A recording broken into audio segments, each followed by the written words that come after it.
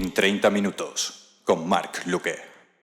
Muy buenas tardes, bienvenidos a todos de nuevo a una nueva edición, valga la redundancia, de En 30 minutos, y en esta ocasión pues contamos evidentemente con alguien especial. Si bien es cierto que recientemente pues su libro, digamos, más mediático es el que tengo entre manos, que es Podemos, Izquierda y Nueva Política, editado por los amigos del Viejo Topo, y que además comparte autoría pues, con Francisco Herreros.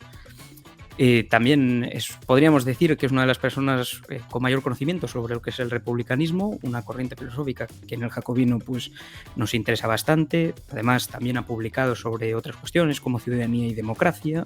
Recientemente también en Visconti comentábamos, digamos, fuera del directo que recientemente pues, también te habían publicado una entrevista con texto. Y además, pues otra de las características reseñables, además de la más conocida, que es profesor de la Universidad Complutense en Madrid, es que Andrés es discípulo de Toni Domènech, uno de los grandes, digamos, conocedores, no solamente a nivel histórico, sino filosófico, del republicanismo, y que cualquiera, por ejemplo, que haya adquirido recientemente pues prácticamente el libro más trascendental de Petit, hallará que la traducción es del mismo, así que lo hace especialmente valioso que tengamos una persona de este calibre y de esta calidad y honestidad intelectual, me atrevería a decir, para empezar un poco lo que es el diálogo. Así que bienvenido, Andrés, y siéntete como en casa. Muy bien, buenas tardes, Marc. Muchas gracias por la introducción. Encantado de estar aquí contigo. En primera instancia, más allá del libro, que ahora hablaremos de él y concretamente pues distinguiremos un poco lo que es delimitaremos el diálogo en tres apartados, que evidentemente serán móviles, porque no nos ceñiremos exclusivamente a los mismos. A mí me gustaría preguntarte, de alguna manera, ¿cuál es el primer contacto? Que es una de las preguntas típicos tópicos, digamos, que preguntaríamos aquí en 30 minutos, del filósofo con la política, es decir, cómo un joven Andrés de Francisco se vincula con la política, no solamente esta pregunta no va orientada, digamos, a la militancia en determinadas organizaciones, sino en el interés por aquello que nos rodea y por la organización de las polis. ¿El filósofo cómo se interesa por la política? Buena pregunta, la verdad. Yo creo que se interesa desde el momento en que se sabe ciudadano y como filósofo empieza o digamos miembro de una comunidad, y como filósofo empieza a reflexionar sobre las enormes complejidades de esa condición de ciudadano o de protociudadano o de miembro de una comunidad. En esencia yo creo que sería eso. Ahora, cuando uno recibe la llamada, pues eso ya supongo que sea algo que depende de cada cual, ¿no? Lo que quiero decir es que entre filosofía y política hay un vínculo casi necesario, intrínseco. Y de alguna manera, digamos, un poco alineada esta primera pregunta con la segunda que quiero formular, me gustaría preguntarte si consideras que la figura de los intelectuales, es decir, vuestra figura, no solamente ha quedado desprestigiada de lo que es el imaginario colectivo, sino también si ha pecado de ser poco honesto con la emisión de los juicios. Es decir, si realmente quedan pocos intelectuales honestos con voz en las grandes corporaciones, en los grandes medios, o digamos con cierta trascendencia en el momento que publica sus estudios. Me estás haciendo preguntas difíciles, Marc. Yo creo que hay un deterioro y un empobrecimiento digamos, del pensamiento, ¿no? Sobre todo de este intelectual más engagé, ¿no? Más proclive a inmiscuirse en los asuntos públicos, ¿no? El que opta, digamos, por la vida activa. Porque de alguna manera hay una pérdida de independencia y unos alineamientos orgánicos muy fuertes, ¿no? Yo personalmente he hecho en falta independencia de juicio, independencia de pensamiento, ¿no? Y modestamente es lo que yo intento hacer con mi trabajo, o sea, hacer una reflexión independiente, creo que valiente, porque, en fin, no no miro por encima del hombro a ver a qué grupo puedo favorecer con mis juicios y a quién puedo perjudicar. Simplemente digo lo que pienso, intento armar mi juicio de la manera más sólida posible en términos teóricos y en términos conceptuales y ya está. Pero sí, o sea, hace ya mucho tiempo que ese intelectual que de alguna manera marcaba la agenda política, ideológica, que escribía una obra a la que todos corríamos a leer y a discutir, que habría un gran debate. Estoy pensando, pues, yo qué sé, en los Sartre o en, más recientemente, un John Rawls, ¿no? En fin, bueno, algunos grandes. Ese intelectual parece como que ha pasado a mejor vida, las mejores cabezas están diluidas en entornos académicos muy aislados, que hacen sus aportaciones dentro de este submundo, con sus feedback internos, pero no trasciende o trasciende muy poco a la esfera pública, de la mano de un gran intelectual que tenga esa visibilidad. Yo creo que esa figura está en horas bajas, ¿no? Efectivamente, de alguna manera, digamos, a mí personalmente, y ya digamos, por no ceñirnos a una entrevista clásica, sino más bien a un diálogo, me da la sensación de que libros como el tuyo son enormemente atrevidos, porque Mis libros aunque en general, dices. sí, ¿no? Ya digamos, ceñiéndonos un poco a lo que es el último, el de Podemos, Izquierda y Nueva Política, es sumamente atrevido, porque al final, aunque no sea digamos, el clásico libro donde pues, una personalidad ciertamente relevante realiza un juicio sobre una formación política, digamos, vuestro libro está escrito, digamos, desde una cierta altura de miras, desde una profundidad que es anómala dentro de lo que es la crítica a las formaciones políticas y que además, como bien decías, a los intelectuales, digamos, un poco rebeldes con el poder establecido, pues normalmente eso os puede penalizar por lo que es el ostracismo social. Pero vamos, sin darles muchas más vueltas a esto, que creo que tampoco lo merece, sino meramente como una introducción a lo Ya, que es. pero Marc, yo soy, o sea, digamos, como académico, como intelectual, yo estoy bastante aislado, precisamente porque no me he alineado partidariamente, ¿no? Pero esto me ha supuesto, por un lado, el precio del aislamiento, pero me ha dado la gran ventaja de la libertad, ¿no? Entonces, yo escribo desde la libertad, desde mi libertad y desde mi independencia. Entonces, si me equivoco yo. Me exijo mucho, pero porque soy, en fin, porque me gusta el rigor científico y el rigor analítico, ¿no? Pero sí, o sea, el aislamiento es un precio a pagar por la independencia, o sea, yo sé que hay periódicos que no me dan bola, ¿no? Por ejemplo, donde no se va a hablar de este libro, nunca, de este libro sobre Podemos, que tú dices que es un libro profundo, que es un libro riguroso y tal. Bueno, pues uno de mis temores es que simplemente no tenga eco. Claro, ¿no? Bueno, y además es que, bueno, es un temor que está ahí, me refiero, a fin de cuentas, pues actualmente, que esto es otra de las cosas que podemos hablar con posterioridad, la agenda pública no la marcan precisamente ni los ciudadanos, ni las preocupaciones de los ciudadanos, sino un poco más bien los emporios económicos y asociados, que Claro, sería. o sea, por ejemplo, en la izquierda se queja bueno, en fin, en su juego victimista se queja de los grandes medios de comunicación y tal, pero lo cierto es que ellos tienen alguna izquierda tiene sus plataformas y su poder mediático indudablemente, ¿no?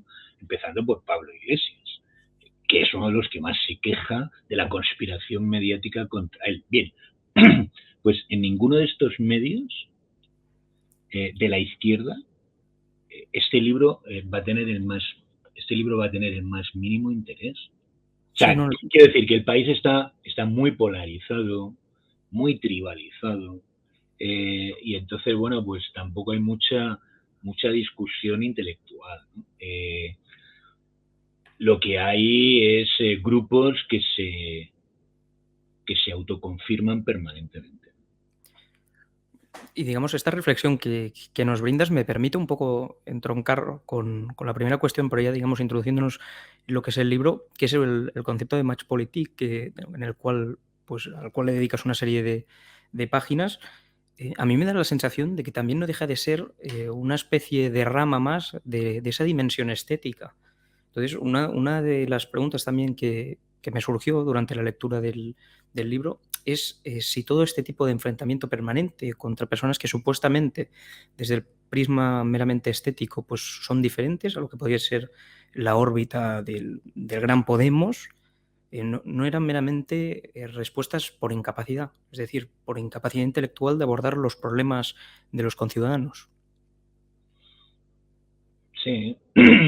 En la presentación que hice hace poco con Manolo Monereo y Armesilla, a mí me llamó la atención una declaración de Monereo en forma de anécdota, diciendo que bueno, realmente no tenían programa, tenían que improvisar un buen día allí en el Congreso, tenían que hacer una propuesta económica, y entonces prisa y corriendo le encargan a Juan Torres y a Vicens Navarro el papel, lo hacen en una semana, dan una rueda de prensa y luego arrumban el papel y lo meten en un cajón y no se ha vuelto a saber nada más de él.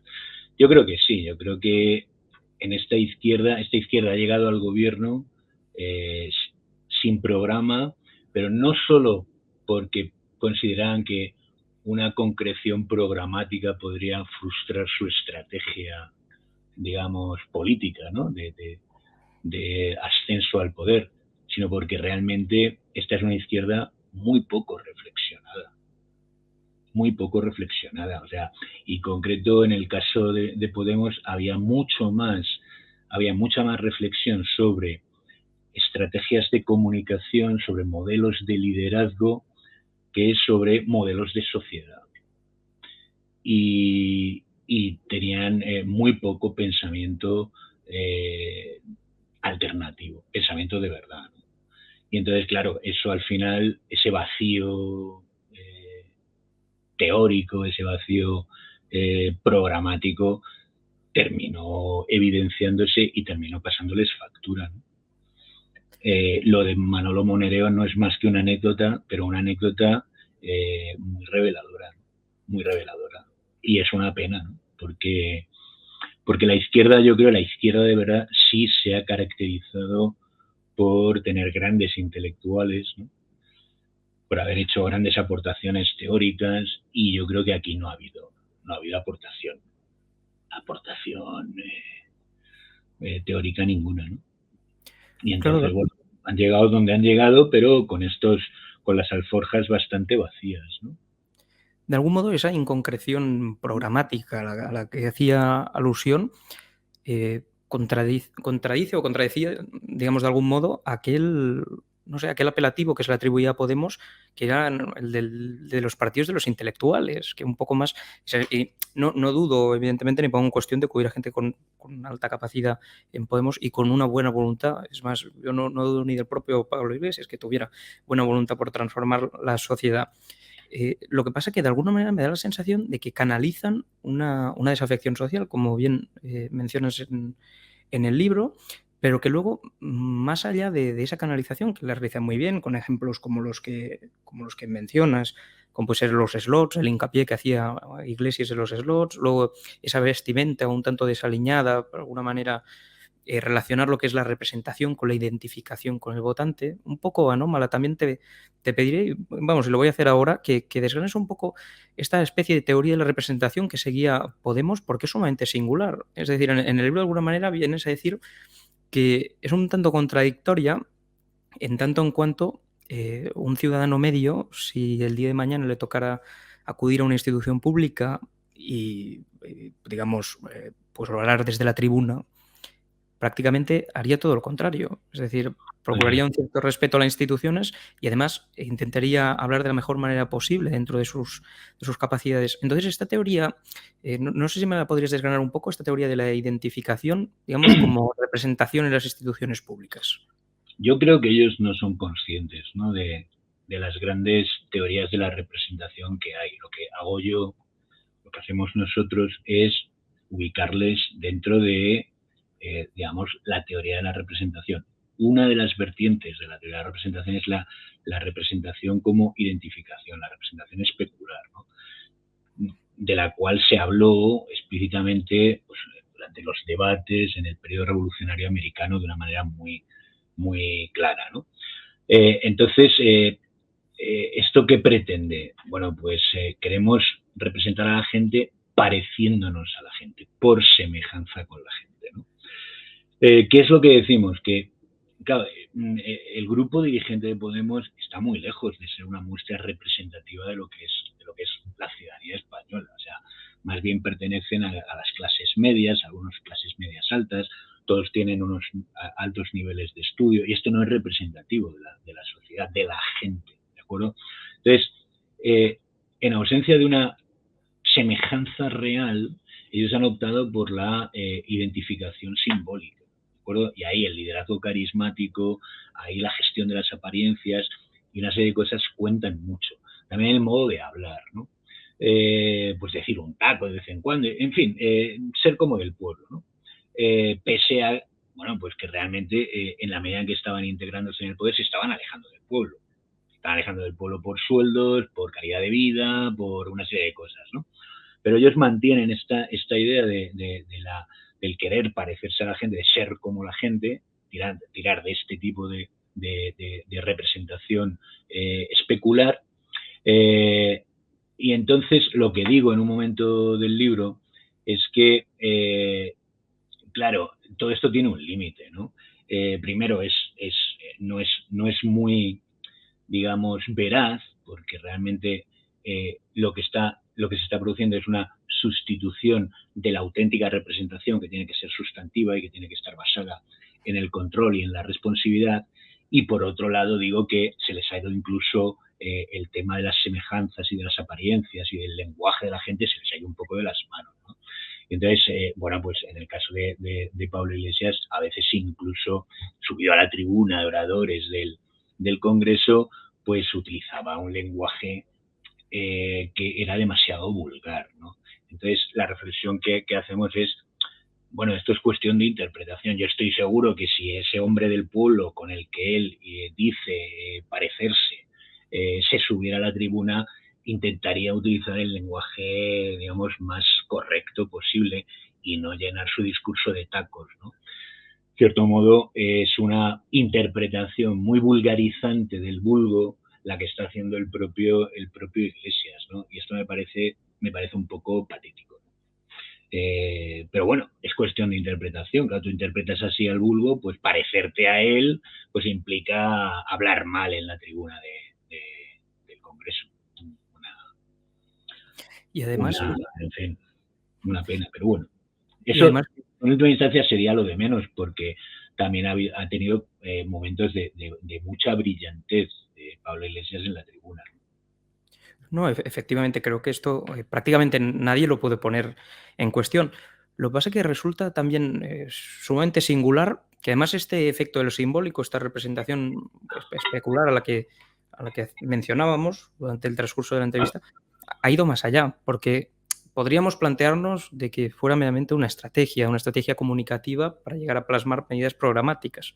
Pero claro, si partimos del punto de que no había, tal y como decía Monereo en la presentación de su libro, que no había programa, Entonces la cosa ya preocupa más, porque hay, bueno, yo aquí recojo, digamos, lo que es el guión, un pequeño fragmento de su libro, donde de alguna manera pues viene a decir que un caso sumamente singular es el de Carolina Vescanza, que casualmente no habían, digamos, apenas dedicado más de 3 o 2 líneas a lo que es la conciliación de la vida familiar y en el asunto de la vida laboral, digamos, favorable para lo que era la mujer, lo que es la mujer trabajadora, y en cambio el primer día solo llegar a lo que es las instituciones públicas, una persona, digamos, acomodada dentro de lo que es la estratificación social, decide llevarse a su bebé, aun teniendo y contando con una niñera, meramente para plasmar o para visibilizar la problemática que existe en esta cuestión concreta, lo que los convierte desde un primer momento en algo sumamente hipócritas. Pero además quizás todo esto viene preconcebido por la imagen de la gente que tienen, ya no solamente por cómo son y cómo debemos representarlos, sino también por qué es el demos. O sea, su concepción del demos como la gente, como bien se vislumbra en su obra, y la casta, es sumamente preocupante. No sé si opina así, porque además durante la lectura de la misma observé cómo hacía mención a Ortega y la indefinición de la propia gente como definición propia. Sí, claro, o sea, referirte a la gente implica la identificación, ¿no? del pueblo con esa gente implica digamos, un empobrecimiento de la mirada, ¿no? Como dice Ortega, la gente que es la gente, que piensa la gente, esto es una cosa completamente indeterminada, ¿no? Pero claro, puede ser muy útil a efectos de estrategia comunicativa si consigues simbólicamente pues generar un líder cargado de carisma y cargado de fuerza para apelar a ese totum, ¿no? que podría ser la gente. Pero en el momento en que empiezas a discriminar analíticamente, te vas dando cuenta de las múltiples diferencias de clase, de preferencias, de intereses, es decir, que la sociedad está estructurada, ¿no? Y en el momento en que, claro, tú ya incorporas esa complejidad, pues la estrategia de identificación simbólica pues corre peligro, ¿no? Y tienes que empezar a introducir elementos programáticos, ¿no? Y meterte en el análisis, digamos, más fino de la pluralidad social, de la complejidad social, y organizar tu mensaje en función de estos intereses, ¿no? Y esto es lo que ellos evitaron hacer desde el primer momento, y yo creo que lo hicieron conscientemente. De alguna manera que mataron 2 pájaros de un tiro. Lograron maximizar su éxito electoral y camuflar un hecho evidente que luego quedó de manifiesto, y era su vacío programático. Entonces hicieron de la necesidad virtud, por decirlo de alguna manera. Realmente no sabemos qué modelo de sociedad queremos construir, no sabríamos cómo hacerlo, pero bueno, ya le pediremos un papel, ¿no? a un economista, a ver si en una semana, tal. Entonces hicieron de esta necesidad una virtud comunicacional, si quieres, ¿no? Y esa estrategia de la indiferenciación, el centro la centralidad del tablero, etcétera, etcétera, estaba basada fundamentalmente en la indefinición programática. Esto está claro.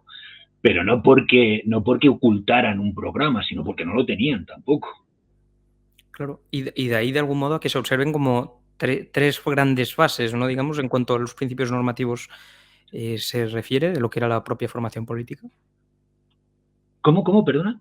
Me refiero, y que de ahí, de esa indefinición, del evitar, digamos, plasmar ciertas medidas programáticas sobre el papel, sus distintas fases, es decir, esa primera de corte neoperonista, luego la época socialdemócrata. Luego ellos van, de alguna manera, armando un discurso. Y entonces es un poco lo que analizamos nosotros en el libro, ¿no?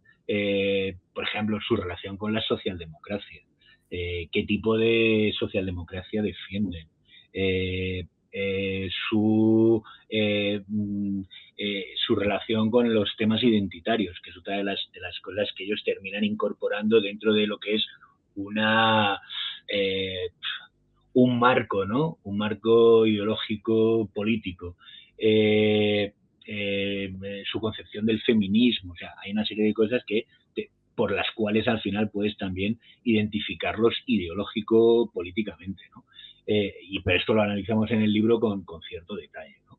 Y luego negativamente, ¿en qué tradición de pensamiento cabe ubicarles, ¿no? Entonces, respondemos por la negativa con respecto a la tradición republicana y a la tradición marxista por una serie de razones, y en positivo vemos, hay un trasfondo del que seguramente ellos no sean demasiado conscientes tampoco, porque hay que tener en cuenta que, o sea, estos se han presentado a la opinión pública como grandes intelectuales, pero en realidad trabajo intelectual serio de leer a los autores directamente, yo creo que no han tenido, ¿no? Y esto lo digo con respecto a Marx, con respecto a Schmitt, o sea, toman las cosas un poco de fuentes secundarias, ¿no? Filtradas por otro tipo de autores, ¿no? Entonces, no vemos estas raíces marxistas, no vemos estas raíces republicano-democráticas profundas en su cultura política, y sin embargo sí vemos que puede haber una raíz schmittiana, por ejemplo, su teoría de la representación, su oposición radical entre liberalismo y democracia es muy schmittiana, y luego también con Maquiavelo, evidentemente, tienen una relación por su concepción de la política como, como ese arte, ¿no?, de la manipulación, que entendemos que es una lectura vulgar de Maquiavelo. O sea, el maquiavelismo que indudablemente practican, sobre todo Pablo Iglesias, es un maquiavelismo vulgar, ¿no? Este es un poco, en esencia, todo ello asignándoles una concepción profunda de la política en el sentido de Machtpolitik, ¿no?, de política puramente de poder, ¿no?, con la que nosotros no estamos de acuerdo. No porque nosotros neguemos ni el conflicto, o el antagonismo o el poder en la realidad social y política. O sea, estamos muy lejos de negar esto, sino porque pensamos que ese reduccionismo no explica por sí solo la realidad social y política y su devenir histórico. Consideramos que los principios y los valores, por un lado, han articulado ese conflicto y por otro lado han tenido una importancia muy importante en la agencia humana, en la lucha política y en el devenir histórico. Entonces, negar los principios y los valores nos parece una pérdida en la inteligencia de lo social, ¿no? Y además pienso que no es más inteligente el realpolitik, realmente, aunque a los que defendemos los valores nos miran un poco por encima del hombro, diciendo, este no se ha enterado, ¿no?, de lo que es la realidad de verdad. Claro que sabemos lo que es la realidad y sabemos que el conflicto existe y que el poder es un factor sin el cual no puedes entender nada, pero con esto solo no acabas de entender cabalmente la realidad social, ¿no? Y esto lo echamos muy en falta, ¿no?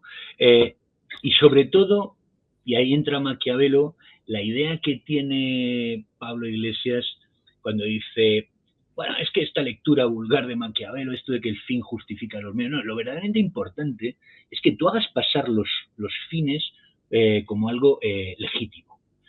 O sea, esto no es Maquiavelo, o sea, realmente Maquiavelo tenía fines sólidos, no era cuestión de que si los hago pasar por buenos, pues ya valen, no, o sea, estos fines son, digamos, independientes de las estrategias de comunicación, y se lucha por ellos, y ya está, ¿no?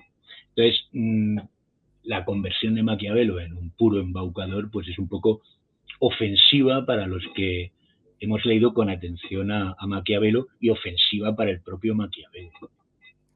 Es que de alguna manera, digamos, la cuestión que plantea Iglesias, de manera directa o indirecta, lo desconozco, es subyugar, digamos, La, lo que es. la cita del libro que ponemos de él Mm. dice lo que yo te estaba contando. Es una cita de un libro suyo. Perdona, Marc, te he cortado. No, en absoluto. Sí, efectivamente, venía un poco a decir que, de alguna manera, el proyecto de Máximos, de Iglesias y acólitos y correligionarios, no es más que subyugar un poco las razones a la mera acumulación de poder. Entonces, en tanto en cuanto determinada acción me permita acumular poder, esta acción debe estar legitimada. Es un poco para sintetizar lo que veníamos hablando. Y el medio, digamos, para que estas acciones se introduzcan en la agora pública, pues es de la televisión. Es decir, convertir las televisiones en parlamentos. Y esto es sumamente complicado y además preocupante, porque de alguna manera lo que hace es destruir la cultura republicana del parlamentarismo, las instituciones, la deliberación democrática, etcétera. No, y también el espíritu del 15M, porque el espíritu del 15M, o sea, era muy ingenuo, el 15M era muy ingenuo, pero al menos estas ideas las tenía más o menos claras, ¿no? O sea, la horizontalidad, la cultura deliberativa, la idea del consenso y el acuerdo a través de la palabra. Y claro, yo creo que ellos desde el principio, al utilizar el plato como ese parlamento, tienen una mirada completamente mediática, ¿no? De la propia política, ¿no? Bueno, pues ahí está efectivamente la gente y vamos a mandarles mensajes, ¿no?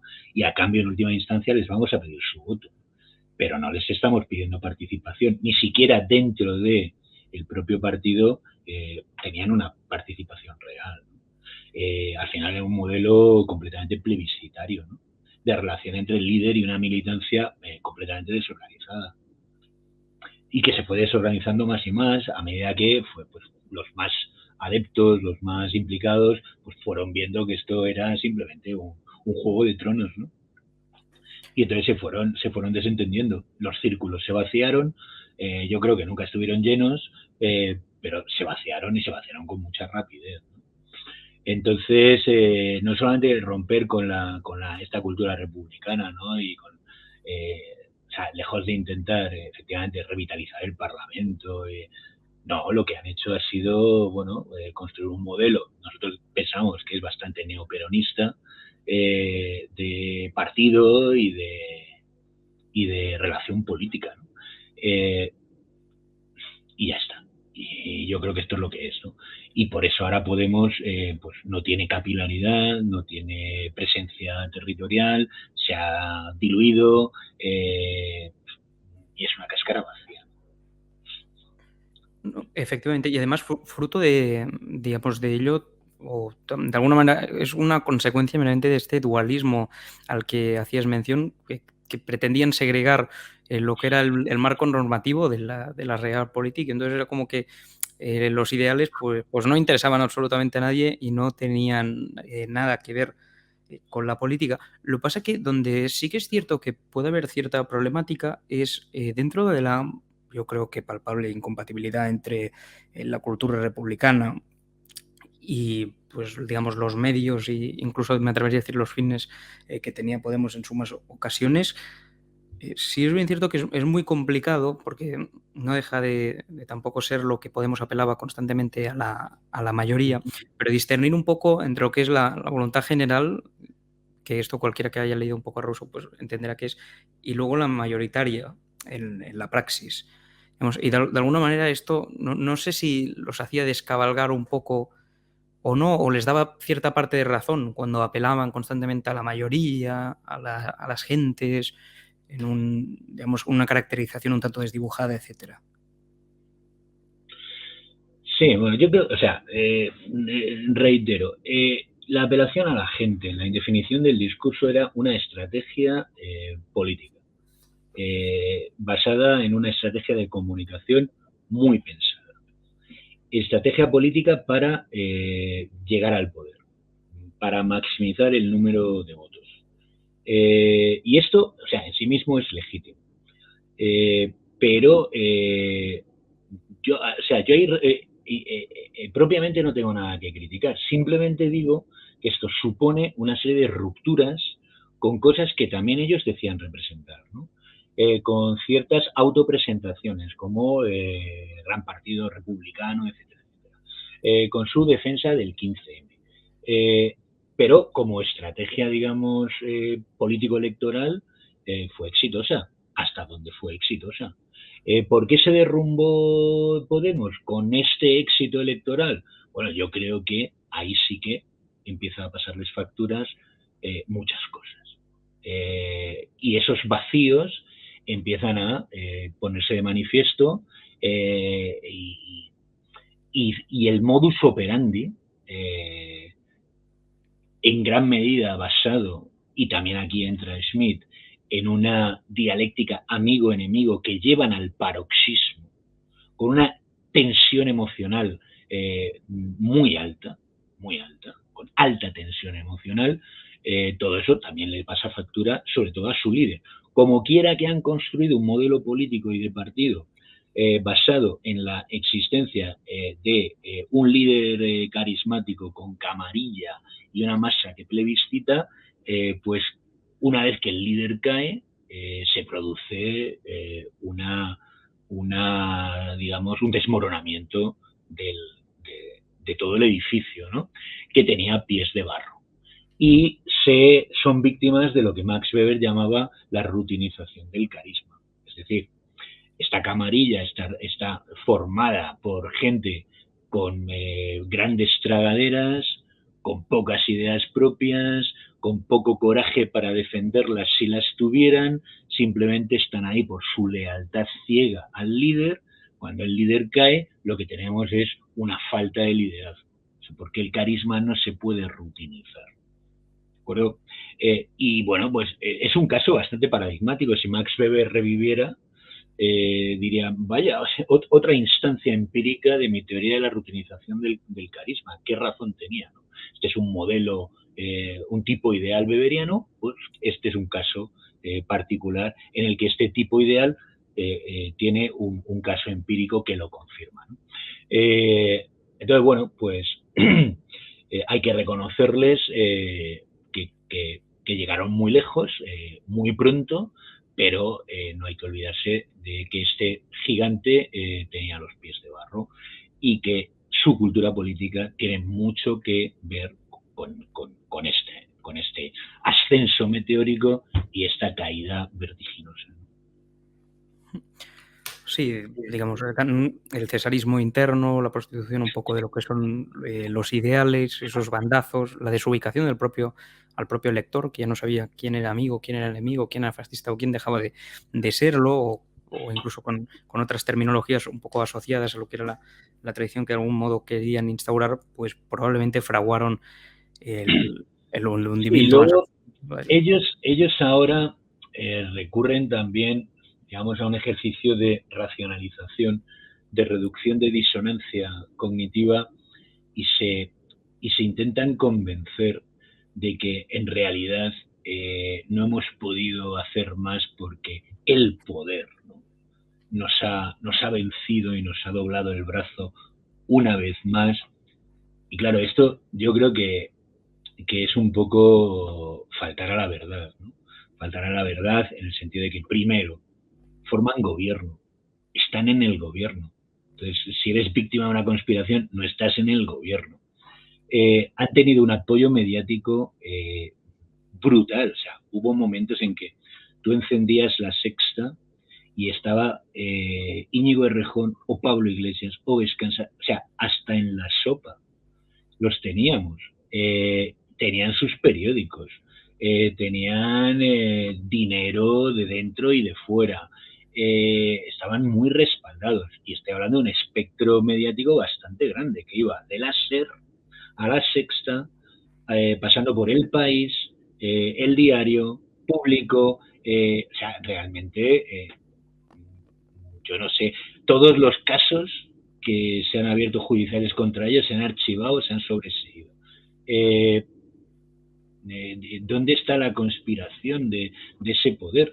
Y además, ¿qué miedo puede tener este poder cuando el IBEX 35 está dando beneficios, está batiendo récords de beneficios. Realmente, ¿quién teme qué poder teme a Podemos? Si han sido prácticamente irrelevantes, si se han comido todos los sapos que les ha ido poniendo en el plato el PSOE. Han protestado un poquito y han seguido amarrados al poder, y lo seguimos viendo, o sea, van tragándose humillación tras humillación, ¿no? Y aceptando políticas que de alguna manera van contra la línea de flotación de lo que han sido un conjunto de señas de identidad históricas de la izquierda. La última, el tema de el incremento del gasto en defensa, ¿no? O sea, se han protestado, pero bueno, pues vale, ya está. Y así sucesivamente, ¿no? Y así sucesivamente. Entonces, ¿quién teme a Podemos? ¿Qué poder ha tenido a Podemos? ¿Tú piensas que Botín ha tenido alguna vez miedo a Podemos? ¿El IBEX 35 ha tenido alguna vez miedo a Podemos? Entonces, esto a mí me da un poco de rabia, porque yo creo que es mucho mejor reconocer cómo hace Monereo que realmente lo que tenían era un vacío de ideas muy notable, con una estrategia de comunicación muy potente, en un momento que supieron interpretar políticamente de forma muy audaz, que es el que le brinda la crisis del 2008 y el gran movimiento 15M, que parece que pedía la formación de un partido, digamos, capaz de representar todas esas demandas soterradas de la sociedad, que por fin se visibilizaron, y quedarse ahí. O sea, tuvimos una estrategia de comunicación potente, reconocimos la ocasión que nos brindaba la crisis del 2008 y el 15M, por fin llegamos al gobierno, pero no teníamos ni idea no sabíamos qué hacer con el gobierno, y tuvimos que ir improvisando programas, ¿no? Y al final, bueno, pues nos cobijamos en una concepción puramente defensiva de la socialdemocracia, haciendo del gasto público nuestra principal señal de identidad, pero ahí no había ni un modelo alternativo de crecimiento, ni un modelo económico alternativo, pero ni siquiera marginal, ni un modelo ecosocialista. Bueno, las políticas ecológicas que han pillado, bueno, las políticas, y más aún que las políticas, la retórica. Estos que son grandes expertos en retórica, la retórica ecológica, ¿no? O sea, en un momento de emergencia ecológica, climática, planetaria, te encuentras con que esto está fuera de su retórica, ¿no? De su discurso. En fin, cuando nosotros hemos tenido una izquierda que es la que viene de Sacristán, de mientras tanto, que ya desde hace mucho tiempo venía intentando construir un discurso, ¿no? Pero con muchos mimbres intelectuales, ¿no? Y eso, bueno, se olvidó, ¿no? Entonces ha sido, sí, mucho fake, ¿no? Mucho engaño en última instancia, y mucha gestión de las apariencias. Pero bueno, a mí me congratula ver confirmado, pues en un Monereo, efectivamente, la idea que nosotros tenemos de que realmente había un vacío de ideas muy, muy preocupante, ¿no? Que es extensible a la izquierda. O sea, vamos a ver a Yolanda Díaz a ver qué propone, porque es que tú fíjate, es la misma línea, ¿no? O sea, retórica, pero no sabes verdaderamente qué horizonte programático tiene. Pero bueno.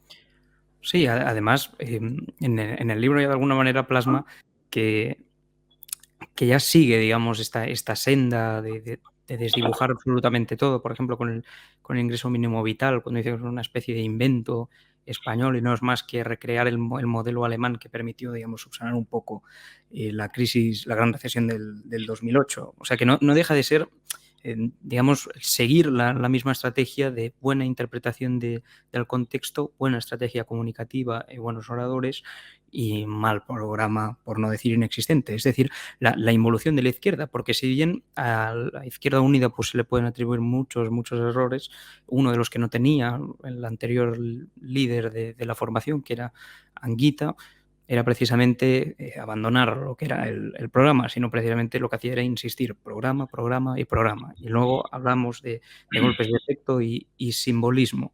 Y otra figura clara de este asunto ha sido el propio Manuel Sacristán, que ha quedado reducido a una figura meramente de introducciones y campus de verano del PC, pero al que tampoco se lee con profundidad y tampoco se quiere hacer que se le lea con profundidad, porque de alguna manera trastocaría este tipo de estrategia que siguen.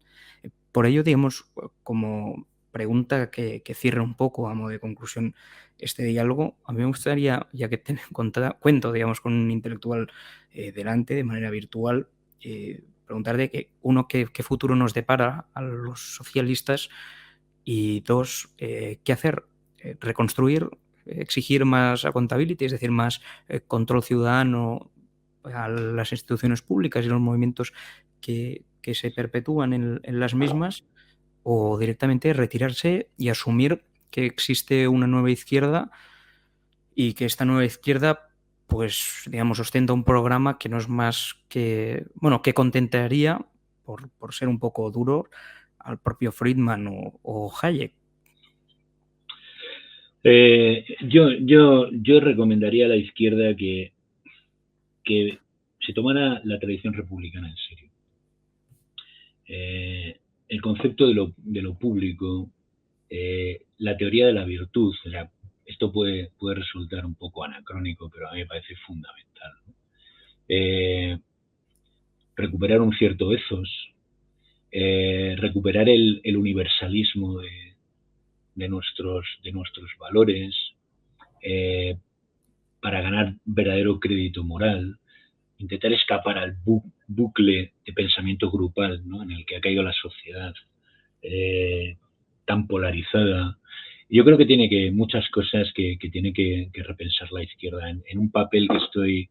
Bueno, en la presentación que hice del libro, reclamaba una vuelta a Kant y al cosmopolitismo kantiano, ¿no?, y su universalismo. O sea, si defendemos el principio de la libertad de la opresión, que es uno de nuestros principios, que además es de raíz republicana, y que toma, por supuesto, la tradición socialista, un principio fundamental, la libertad de la opresión, tenemos que hacerlo de forma lo más ecuménica posible, ¿no?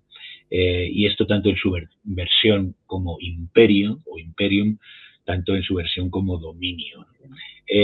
Porque las víctimas de la opresión tienen que ser las que respalden un discurso de izquierda, ¿no? Entonces no podemos discriminar entre las víctimas de la opresión. Y la izquierda, dentro de este bucle, ¿no?, tribal en el que ha caído, pues muchas veces discrimina entre según qué víctimas, ¿no? Esto yo creo que deberíamos de ir rompiendo con ello, ¿no? Y tomarnos nuestros valores, la libertad es la libertad, y tenemos que defenderla aquí y allí y acullá, en cualquier sitio. O con la fraternidad, ¿no? Pues 3/4 de lo mismo. Hay que tener una perspectiva lo más ecuménica posible, ¿no? Intentar fraternizar, al menos en el horizonte de la construcción de una ciudadanía, ¿no? Y esto entra con el tema de las identidades locales, etcétera, etcétera, que es otro de las alcantarillas por las que se le está yendo el crédito intelectual, el crédito moral a la izquierda. Tiene que apostar realmente por identidades cívicas fuertes que sean capaces de incorporar la diferencia, la pluralidad, pero sin hacer de las diferencias culturales, lingüísticas, pues ocasiones para la ruptura política, que es en lo que también ha participado esta izquierda, me parece aventurera y en este sentido peligrosa, realmente, porque está poniendo en peligro un proyecto, digamos, de construcción nacional basado en un ideal robusto, fuerte de ciudadanía, y está optando por la fragmentación, ¿no?, y por el debilitamiento en última instancia, ¿no? Y en ese camino está renunciando a grandes ideales como la igualdad y también la fraternidad, ¿no? Entonces lo que ha pasado en este país es muy grave, o sea, se han roto hilos, muchos invisibles, ¿no?, de afecto, reconocimiento entre gentes que habían convivido sin ningún problema hasta hace nada, ¿no? Y ha roto amistad cívica, ¿no?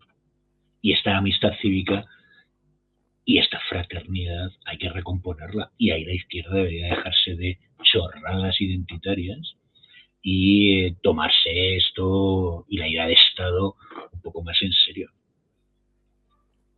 No Pues sé. yo creo que no hay mejor manera de concluir este diálogo o entrevista, que no sé exactamente cómo habrá salido. Yo la verdad que me he sentido muy cómodo preguntándote, porque la verdad que da gusto oírte y poder intercambiar pareceres y escuchar atentamente y tomar nota de tus reflexiones. Sí, mira, si quieres termino. Hay Sí. intelectuales que la izquierda debería retomar. Uno de ellos es Sacristán, Tony, y dejarse de los Laclau y los Chantal Mouffe, desde mi punto de vista. Eran pensadores, digamos, con una armadura intelectual muy probada en la historia intelectual europea, muy probada, con unos resortes, digamos,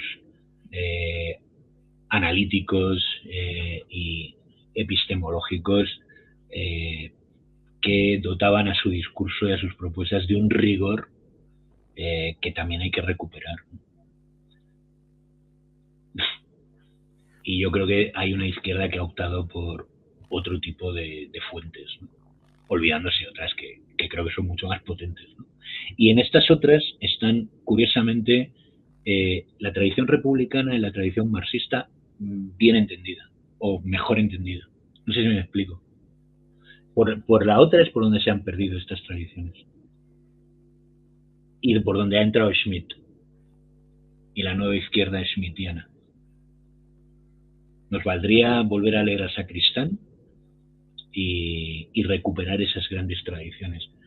Leer a Tony, pues sobre todo, fíjate, el libro que a mí más me influyó, antes hablabas de cómo el filósofo se mete en la política, pues posiblemente su libro, bueno, aparte, obviamente, ¿no?, de su magisterio y de la relación socrática que tuvimos durante mucho tiempo, el primer libro, de la ética a la política, porque ahí es donde hace una propuesta de recuperación, ¿no?, frente a las desviaciones de la modernidad de la tradición clásica, ¿no?, donde la virtud es algo fundamental.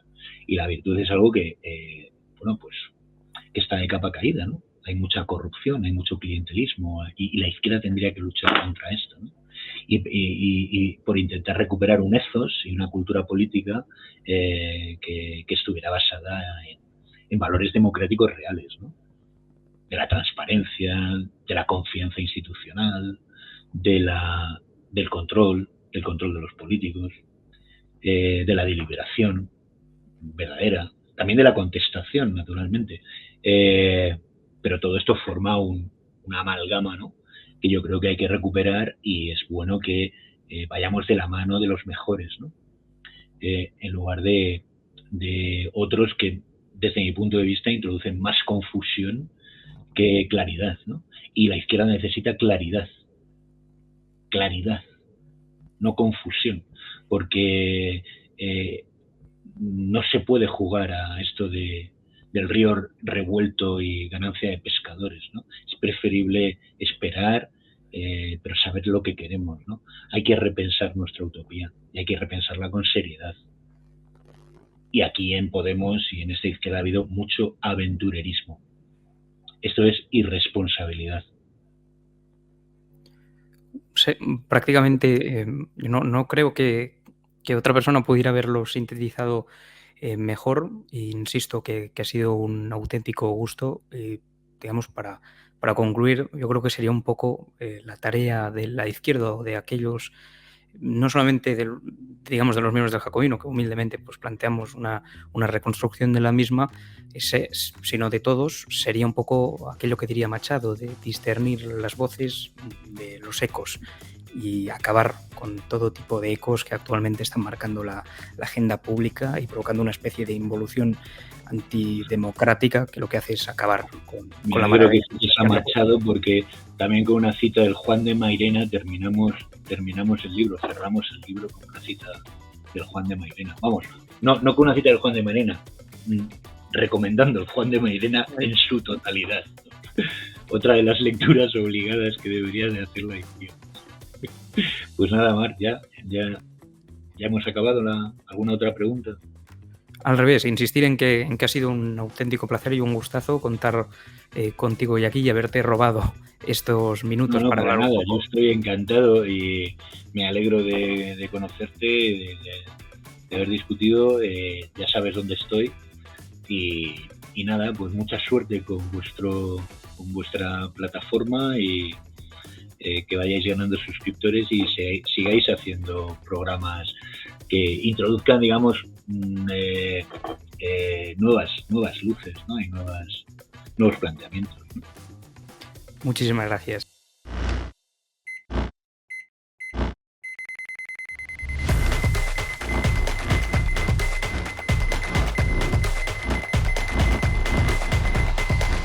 En 30 minutos, con Marc Luque.